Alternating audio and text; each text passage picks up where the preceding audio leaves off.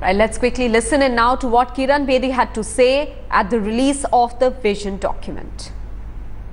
ये हमारा vision document जो अभी हमने जिसके बारे उपाध्याय जी ने रिलीज किया, बात की है, ये है ओवरऑल व्यू, एक कॉम्प्रिहेंसिव डॉक्यूमेंट कवरिंग ऑल सभी एस्पेक्ट्स को, और इसको ऑथर किया है बहुत एक्सपीरियंस सीनियर बीजेपी के टीम ने।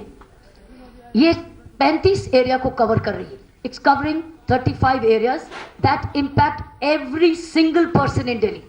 ये डॉक्यूमेंट कवर्स ओवर 270 पॉइंट्स। ये जो डॉक्यूमेंट है 270 पॉइंट्स को कवर कर रहा है। ये विजन डॉक्यूमेंट किस पर फोकस करेगा, आओ देखें। It will focus on the following urgent and important matters. अब इनमें से किन पर ध्यान दिया जाएगा ज्यादा, अर्जेंट क्या है और इंपॉर्टेंट क्या है? सबसे ऊपर है women safety and security, youth affairs, electricity and water.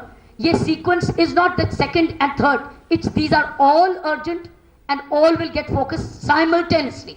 I am talking about simultaneously, parallelly. Javed Ansari is now joining us with more details. Javed, first of all, help us understand what's the difference between a manifesto and a vision document. If there were differences within the BJP about the full statehood issue of Delhi, why did they not drop it out of the manifesto and bring that out rather than go in for a vision document? Maha, this is a question which the BJP has been hard put to explain. They labored over the fact. They labored over the fact on saying that it's one and the same thing. But the most important, significant thing of this vision document is that there is no mention of the demand for a full statehood for Delhi. This was a part of the 2013 manifesto of the BJP. The BJP has traditionally been demanding this, agitating. In fact, seated on the stage was Mr. V.K. Malhotra, who spent his entire life just demanding this. And when we tried to pose this question to them, the BJP had no answers, and the leaders just moved away. So therefore, the BJP itself hard put to explain both the omission as well as the absence of a manifesto. Also, Javed, they did not take any questions during the release of the vision document today. But what was it that they said would be priority if they managed to get power? There was a series of things which Ms. Kiran Bedi listed as priority: women's safety and security, youth affairs, electricity and water, housing, cleanliness, trade, business education, skill development, environment, then integrated transport system for Delhi.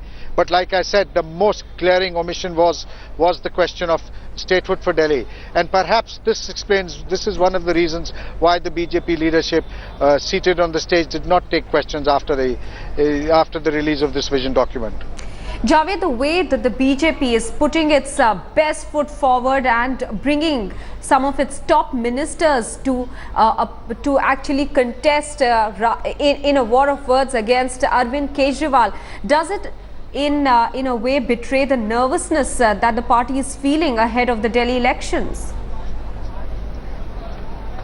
Well, the BJP will certainly denies that, but the fact of the matter is that the very fact that the Prime Minister has had to step in, the entire might of the BJP is ranged against Arvind Kejriwal, speaks volumes. It goes on to suggest that the BJP is not entirely confident with the candidature of Kiran Bedi, and now that they've committed, they can't step back, and therefore every effort is being made. They're putting their shoulder to the wheel, and there is no denying the fact that this is by far the toughest state election that the BJP has faced after coming to power in Delhi in the summer of 2014.